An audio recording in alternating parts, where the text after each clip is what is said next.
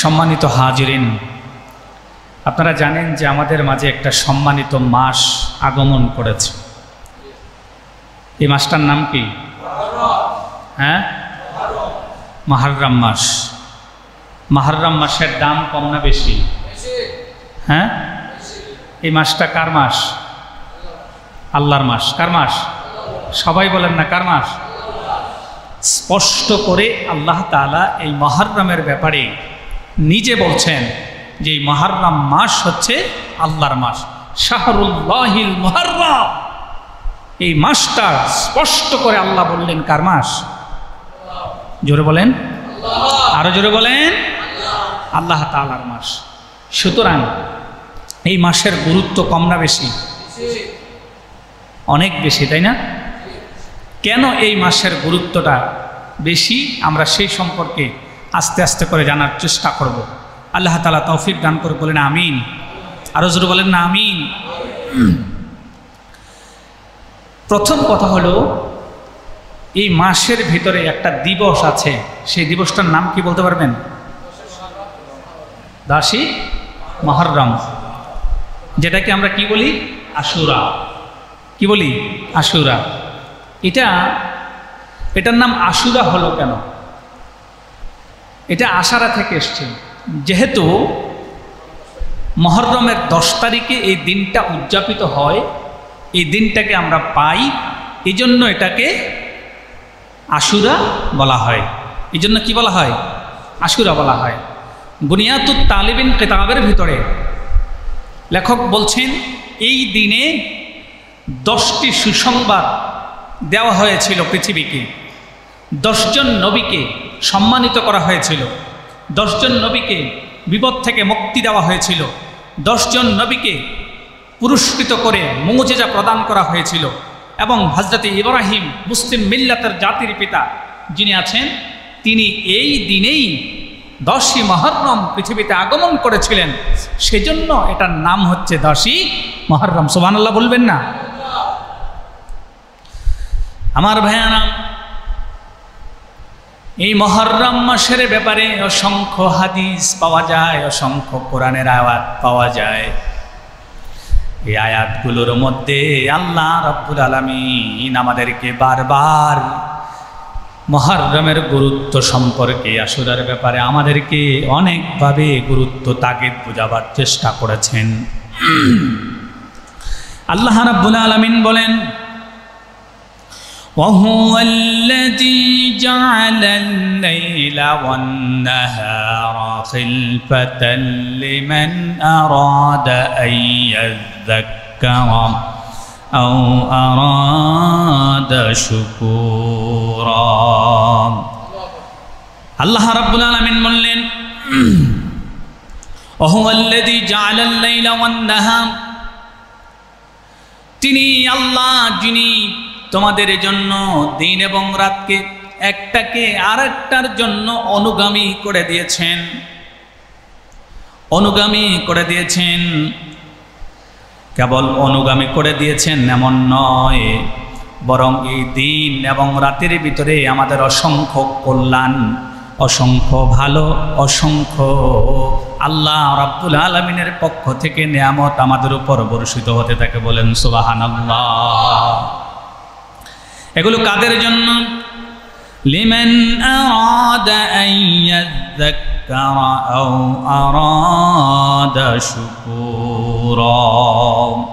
এগুলো হলো ওই সকল ব্যক্তিদের জন্য যেই মানুষগুলো এই মুহররম পাওয়ার পরে, ভালো কাজের সন্ধান পাওয়ার পরে, ভালো মাসের, ভালো দিনের সন্ধান পাওয়ার পরে তার মাথার ভিতরে শুধু এই চিন্তাই থাকে, যেহেতু আল্লাহ আমাকে উপদেশ দিয়েছেন, আমি কৃতজ্ঞতা জ্ঞাপন করলাম, আর আমি আমার মালিকের কৃতজ্ঞতা জ্ঞাপন করতে তো চাই। এই জন্য আল্লাহ রাব্বুল আলামিন আমাদেরকে এত চমৎকার মেসেজ দিয়েছেন। সুবহানাল্লাহ। তাহলে এই মাসটাকে আমাদের গুরুত্ব দেওয়া দরকার আছে না নাই? জোরে কোন? অনেক দরকার না ভাই? অনেক বেশি গুরুত্ব দেওয়া জরুরি। শুধু তাই নয়, রাসূলুল্লাহ সাল্লাল্লাহু আলাইহি ওয়াসাল্লাম চমৎকার করে ইরশাদ করেন, সহিহ মুসলিম হাদিস নাম্বার হলো 223, কিতাবুত তাহারাতের প্রথম হাদিস, আত-তুহুরু শাতরুল ঈমান, পবিত্রতা হলো ঈমানের মূল। ঈমানের মূল হলো পবিত্রতা। আলহামদুলিল্লাহি তামলাউল মিজান, কোন ব্যক্তি যদি রাব্বুল আলামিনের প্রশংসায় আলহামদুলিল্লাহ বলে, কিয়ামতের ময়দানে আল্লাহ রাব্বুল আলামিন তার যে মিজানের পাল্লাটা আছে এটাকে ভারী করে দিবেন। বলেন সুবহানাল্লাহ। আল্লাহ তাআলা মিজানের পাল্লাটাকে ভারী করে দিবেন। ও সুবহানাল্লাহি ওয়াল হামদুলিল্লাহি তামলাআনি মা বাইনাস সামাওয়াতি ওয়াল আরদ, এই দুইটা শব্দ কালেমা যেগুলো আছে এগুলো আসমান এবং জমিনের মাঝখানে যে খালি জায়গাটুকুন আছে সবটুকুন খালি জায়গাকে পরিপূর্ণ করে দেয়। সুবহানাল্লাহ, সুবহানাল্লাহ, আলহামদুলিল্লাহ, আলহামদুলিল্লাহ, এই শব্দগুলো বেশি বেশি বলবেন। আসসালাতু নূরুন, আর মুমিনের জন্য নামাজ, আর মুমিনের জন্য নামাজ হলো আল্লাহ রাব্বুল আলামিনের পক্ষ থেকে নূর, হেদায়াত। ওয়াস সাদাকাতু বুরহানুন, আর সাদাকা যদি কোনো ব্যক্তি সাদাকা করে, আর এই সাদাকাটা কিয়ামতের ময়দানে ওই ব্যক্তির জন্য হয়ে যাবে দলিল। আর কোনো ব্যক্তি যদি ওয়াসসাবরু সিয়াউ, আর কোনো ব্যক্তি যদি ধৈর্য ধারণ করে তাহলে এটা তার জন্য হয়ে যাবে কিয়ামতের ময়দানে আলোকবর্তিকা। ওয়া হুজ্জাতুল লাকা ওয়া আলাইকা, আর কোরআন তোমার পক্ষে কাল কিয়ামতের দিন পক্ষে এবং বিপক্ষে আল্লাহ রাব্বুল আলামিনের কাছে সাক্ষী দেওয়া শুরু করে দিবে। সুতরাং যিনি কোরআন এবং হাদিসের আলোকে ইসলামের মানদণ্ডে দুনিয়াবি পদ্ধতি চিন্তা বাদ দিয়ে মুহররম মাসকে উদযাপন করা, মুহররম মাসের ভিতরে আশুরাকে উদযাপন করা, এই বিষয়গুলো মাথায় রাখবেন, তাহলে আল্লাহ তাআলা আপনাকে আমাকে বরকত দিয়ে ধন্য করে দিবেন। বলেন না সুবহানাল্লাহ। প্রিয় হাজরিন, এই মুহররম মাসটি এমনি এমনি চলে আসছে এরকম নয়, বরং এই মুহররম মাসের অসংখ্য অগণিত বরকত, ফজিলত, অসংখ্য কথা রাসূল আমাদেরকে বারবার শিখিয়েছেন, আমাদেরকে শুনিয়েছেন, আমাদেরকে বারবার বলেছেন। আমরা এগুলো বলার চেষ্টা করব ইনশাআল্লাহ। বলেন না ইনশাআল্লাহ। প্রিয় হাজরিন, যে আল্লাহ তাআলা আমাদেরকে চমৎকার একটি মাস দিয়েছেন, যেই মাসে আল্লাহ তাআলা আমাদেরকে অনেকগুলো ফজিলত এবং একটা দিবস রেখেছেন, এই দিবসগুলো সম্পর্কে আমরা কথা বলছিলাম। আমার ভাইয়ানাম, সহিহ মুসলিম শরীফের ভিতরে হাদিস এসেছে 1163 নম্বর হাদিস, কিতাবুস সাওম, ফজলুস সাওমি মুহররম। আল্লাহর নবীজি চমৎকার করে ইরশাদ করেন, আফদালুস সিয়ামি বাদা রমাদান শাহরুল্লাহিল মুহররম, আফদালুস সালাতি বাদাল ফরাইদি সালাতুল লাইল। আল্লাহর হাবিব চমৎকার করে জানিয়ে দিলেন, গোলামেরা শুনে রাখো, তোমাদের জন্য সব থেকে উত্তম রোজা হলো রমজানের পরে, তোমাদের জন্য উত্তম রোজা হলো তোমরা মুহররম মাসে রোজা রাখবা। সুবহানাল্লাহ। রমজান মাসে রোজা রাখার পরে সবচেয়ে উত্তম হলো, গুরুত্বপূর্ণ হলো আমরা মুহররম মাসে রোজা রাখব। তারপরে বললেন, অন্যান্য মাসগুলোতে তোমরা নফল ইবাদত করো, কিন্তু ফরজ ইবাদতের পরে আল্লাহ রাব্বুল আলামিনের কাছে তোমরা এই মুহররম মাসে যদি নফল ইবাদত করো, এটাও আল্লাহর কাছে অনেক বেশি প্রিয়। সুবহানাল্লাহ। সুতরাং আমরা পেলাম যে আল্লাহ তাআলার কাছে আমাদের এই মাসে দিনে কিংবা রাতে নফল ইবাদত করা, রোজা রাখা অনেক বেশি জরুরি, এবং এইগুলোর মহত্ব, গুরুত্ব, ফজিলত অনেক বেশি। আমার বায়ানা, মুহররম মাসের আরেকটি ফজিলত হলো আল্লাহ রাব্বুল আলামিন চমৎকার করে আমাদেরকে জানিয়ে দিলেন, যেহেতু এটা আমি আল্লাহর মাস, সুতরাং তোমরা আমি আল্লাহর কাছে যদি কোনো কিছু চাও, তাহলে আমি আল্লাহ তোমাদেরকে দিতে কোনো রকম কার্পণ্য করি না। সুবহানাল্লাহ বলবেন না? আল্লাহ তাআলা দিতে কোনো প্রকার কার্পণ্য করবেন না। আমার ভাইরা, তারপরে আশুরার উদ্ভাবকটা কি? কে আশুরাকে উদ্ভাবন করলেন? এটা যদি আপনাদেরকে বলতে হয়, খুদ নবী করিম সাল্লাল্লাহু আলাইহি ওয়াসাল্লাম যখন তিনি মক্কা থেকে মদিনায় হিজরত করলেন, হিজরত করার পরে আল্লাহর নবীজি যখন মদিনায় গেলেন, গিয়ে দেখলেন মদিনার ইহুদিরা রোজা রাখছেন। তাদেরকে জিজ্ঞেস করলেন, তোমরা কেন রোজা রেখেছ? কি কারণে রোজা রেখেছ? তোমাদের কি এমন বিষয় হলো? মাহাজা ইয়াউমুল্লাযী তাসুমুনা, তোমরা রোজা পালন করছো কেন? তখন তারা বলল, হাযা ইয়াউমুন আযীম, হাযা ইয়াউমুন আযীম। তারা বলল যে এটা হচ্ছে মহান দিন, আশুরার দিনটা হচ্ছে অত্যন্ত মহান, এবং শুধু মহান বললে ভুল হবে। এবং তিনি বলছেন যে ফাসামাহু মূসা শুকরা, সুবহানাল্লাহ বলবেন না? হযরত মূসা আলাইহিস সালাতু ওয়াস সালামকে আল্লাহ তাআলা ফেরাউনের কবল থেকে এই দিনে মুক্তি দিয়েছিলেন। এই জন্য আমরা মূসা নবীর এই মুক্তির শুকরিয়া আদায় করতে গিয়ে আল্লাহ তাআলাকে খুশি করার জন্য আমরা রোজা রাখি। সুবহানাল্লাহ বলবেন না? আমার ভাইরা, তারপরে বললেন ফাআনসালনাহু মূসা ওয়া কওমান ওয়া গাররাকা ফিরআউনা ওয়া কওমা। মূসা আলাইহিস সালাতু ওয়াস সালামকে রক্ষা তো করলেন, শুধু এই জন্যই না, আমরা এই দিনটাতে উদযাপন করি, আমরা কোনো কারণে আল্লাহ রাব্বুল আলামিনের পক্ষ থেকে যদি কোনোভাবে আল্লাহর রহম করম ফজল যদি পেতে চাই, আমরা মনে করি এই দিনটাতে যদি আমরা উদযাপন করি, আমরা যদি এই দিনটাতে বিশেষ আমল করি, তাহলে আল্লাহ রাব্বুল আলামিন আমাদের উপরে দয়া করবেন। সুবহানাল্লাহ। শুধু তাই না, শুধু তাই না, আপনারা যদি লক্ষ্য করেন এই দিনটার ব্যাপারে অনেকগুলো উল্লেখযোগ্য ঘটনা পাওয়া যায়। কয়টা? অনেকগুলো উল্লেখযোগ্য ঘটনা পাওয়া যায়। আব্দুল্লাহ ইবনে মুহাদ্দাস দাহলভী তিনি বলছেন, মা সাবাতা বিসুন্নাহ কিতাবের ভিতরে তিনি বলছেন, লা ইয়াগফিরু লাকা আল্লাহু মা তাকাদ্দামা মিন যামবিহি ওয়া মা তাআখার। যদি কোনো ব্যক্তি এই আশুরার দিনে রোজা রাখতে পারে আর যদি আল্লাহর দরবারে কবুল হয়ে যায়, আল্লাহ তাআলা তার 1 বছরের গুনাহ মাফ করে দিবে। সুবহানাল্লাহ। এই হাদিসের পর্যায়ে যদিও সমালোচিত হাদিস, আমরা দেখি কি ঘটনাগুলো ঘটেছে, কি কি ঘটনাগুলো ঘটেছে। অনেকগুলো ঘটনাই ঘটেছে। এই অনেকগুলো ঘটনার বর্ণনা করতে গিয়ে রাউজুর রিয়াহিন কিতাবে আব্দুল্লাহ ইয়াফি মাক্কি আশুরার আলোচনা করতে গিয়ে তিনি চমৎকার বলেছেন। তিনি অনেকগুলো ঘটনাকে এখানে উল্লেখ করেছেন। তো আমরা এখান থেকে কিছু একত্রিত করেছি, কি কি আশুরার দিনে কি ঘটেছে, কি হয়েছে, ইসলামে এটার গুরুত্ব কি, এই বিষয়গুলো কেন, এই বিষয়টা জানার জন্য আমরা কি কি হয়েছে বিষয়টা জানি। এই দিনে 1 নম্বরে 40 দিন পর মাছের পেট থেকে হযরতে ইউনুস আলাইহিস সালাতু ওয়াস সালামকে মুক্তিদান করা হয়েছিল। ঠিক এই আশুরার দিনেই দ্বিতীয় বিষয় ছিল হযরতে আদম আলাইহিস সালাতু ওয়াস সালামের যে তাওবা, আল্লাহ তাআলা কবুলের সুসংবাদ দিয়েছিলেন।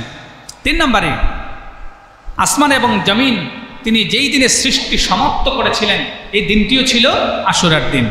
4 নম্বরে সর্বপ্রথম আল্লাহ তাআলা এই পৃথিবীতে যখন রহমতের বৃষ্টি প্রদান করেছিলেন, এই দিনটিও ছিল আশুরার দিন।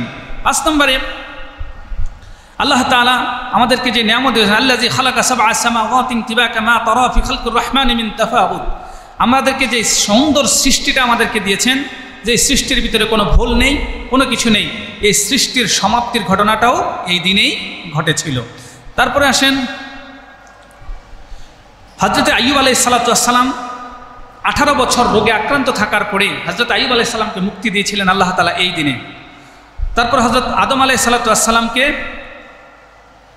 হযরতে হাওয়া আলাইহিস সালাতু ওয়াস সালামের সাথে পাহাড়ের উপরে যে দেখা করিয়েছিলেন, এই দেখাটাও ছিল এই দিনে। তওবা কবুল হওয়ার পরে জান্নাত থেকে বের করে দিলেন এবং হাওয়া আলাইহিস সালাতু ওয়াস সালামের সাথে দেখা হয়েছিল এই দিনে। হযরত ইব্রাহিম আলাইহিস সালামকে যখন আগুনে ফেলে দেওয়া হয়েছিল, এই আগুন থেকে চিরতরে মুক্তি দিয়েছিলেন এই আশুরার দিনে। হযরত মুসা আলাইহিসসালামকে ফেরাউনের কবল থেকে আল্লাহ তাআলা মুক্তি দিয়েছিলেন এই দিনে। হযরত দাউদ আলাইহিসসালামকে এক বিশেষ সম্মাননা যে প্রদান করেছিলেন, এই বিশেষ সম্মাননাটুকুও এই দিনেই করেছিলেন। গাজওয়ে খাইবারের যে রাসূল সাল্লাল্লাহু আলাইহি ওয়াসাল্লামের যে যুদ্ধ ছিল, এই যুদ্ধের বিজয়টুকুন অর্জিত হয়েছিল এই দিনে। তারপরে মাদায়েন ও কাদেসিয়ার যুদ্ধে মুসলমানরা যে বিজয় অর্জন করেছিলেন, এই যুদ্ধের বিজয় অর্জন ছিল এই দিনে। হযরত সুলাইমান আলাইহিসসালামকে হারানো বাদশাহী, তিনি যে কোরআনে বর্ণিত ঘটনা অনুযায়ী যে তিনি বাদশাহী হারিয়েছিলেন, এটা আবার পুনরায় ফিরিয়ে পেয়েছিলেন যেদিন, এটা ছিল এই আশুরার দিন। আবার হযরত ইয়াকুব আলাইহিসসালামের পুত্র হযরত ইউসুফ আলাইহিসসালাম, তাকে যে তার ভাইয়েরা নিয়ে গিয়েছিলেন এবং কূপে ফেলে দিয়েছিলেন, যেদিন হযরত ইয়াকুব আলাইহিসসালামের সাথে আবার পুনরায় বাবা সন্তান মিলিত হয়েছিলেন, এটাও ছিল এই আশুরার দিন। হযরত মুহাম্মদ সাল্লাল্লাহু আলাইহি সাল্লাম মক্কা থেকে মদিনায় হিজরত করেছিলেন এই দিনে, গিয়ে তিনি মদিনায় উপস্থিত হয়েছিলেন।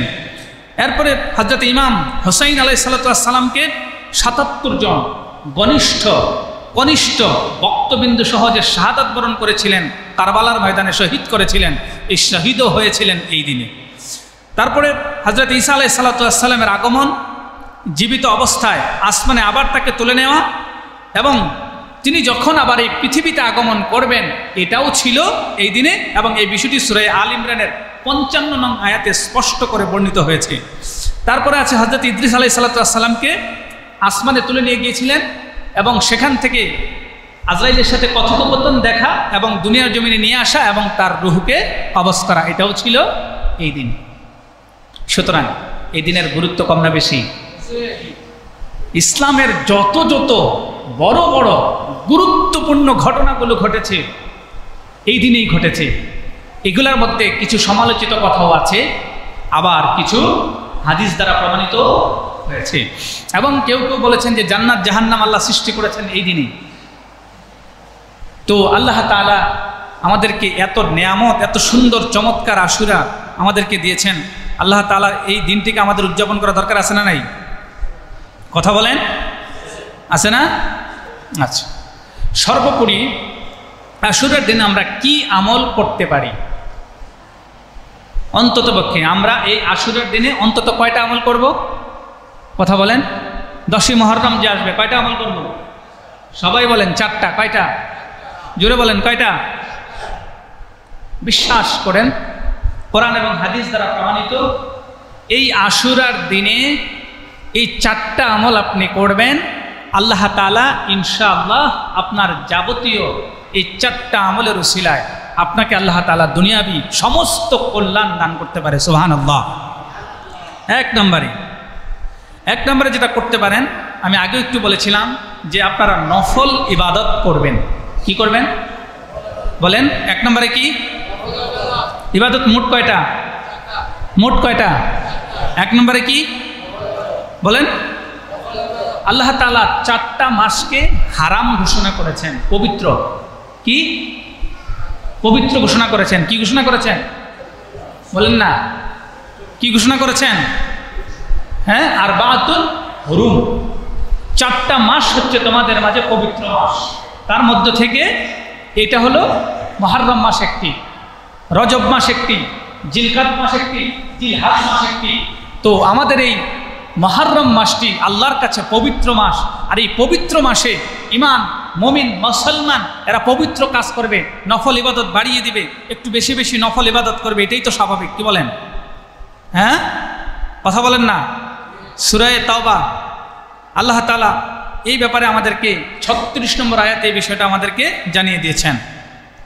তারপরে যতটুকু সম্ভব হয় 2 রাকাত, 1 রাকাত, 3 রাকাত, একটু দান সদকা, বিভিন্ন কাজকাম করা, এগুলো আমাদেরকে করতে হবে। একটু নফল অতিরিক্ত কিছু করতে হবে, করবেন, বিনিময় পেয়ে যাবেন ইনশাআল্লাহ। এবং এটা করার মাধ্যমে আল্লাহর কাছে আপনি বিভিন্ন ওসিলা দিয়ে দোয়া করবেন। 2 নম্বরে হচ্ছে তওবা করা। কি করা? কথা বলেন। এই তওবা করার বিষয়টি 10ই মুহররম যে আল্লাহ তাআলা তওবা কবুল করেন, এটা কোরআন এবং হাদিস দ্বারা বিভিন্ন ঘটনায় প্রমাণিত। কিভাবে? হযরত আদম আলাইহিস সালামের তওবা কবুল হয়েছে। রব্বানা যালামনা আনফুসানা وإن لم تغفر لنا وترحمنا لنكونن من الخاسرين। আল্লাহ তাআলা আপনার এই তওবা কবুল করবেন। শুধু এটাই না, বরং আল্লাহ তাআলা কি বললেন, ইয়া আইয়ুহান নাস তুবু ইলাল্লাহ, হে সমস্ত মানুষেরা তোমরা আল্লাহর কাছে তওবা করো, তোমরা আল্লাহর কাছে তওবা করো। আর যদি তওবা করো লাআল্লাকুম তুফলিহুন, আশা করা যায় যদি তওবাটা তওবার মতো করতে পারো আল্লাহ তাআলা তোমাদেরকে সফল করে দিবেন। সুবহানাল্লাহ বলবেন না? তাহলে 2 নম্বরে কি গেল? তওবা করা। 2 নম্বরে কি গেল? অধিক পরিমাণে আল্লাহর কাছে তওবা করব। 3 নম্বরে আরেকটা বিষয়, এটা খুব গুরুত্বপূর্ণ বিষয়, যাদের সন্তান হয় না, খেয়াল করেন কথাটা, যাদের সন্তান হয় না, 3 নম্বরের আমল হলো আপনি এই মুহররমের 10 তারিখে সন্তান পাবার নিয়তে তওবা করে নফল ইবাদতের মাধ্যমে আপনার বিবির সাথে সহবাস করবেন।